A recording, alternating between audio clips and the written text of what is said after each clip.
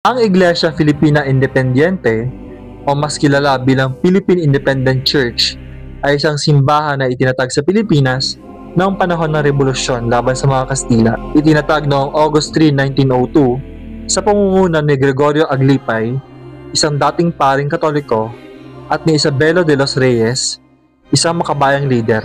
Layunin nitong ihiwalay ang simbahan sa kontrol ng mga Kastila at maging ganap na sariling simbahan ng mga Pilipino.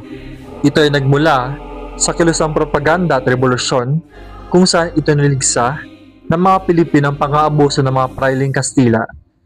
Itinuturing itong simbahan ng bayan dahil naging bahagi ito ng kilusan para sa kalayaan ng Pilipinas.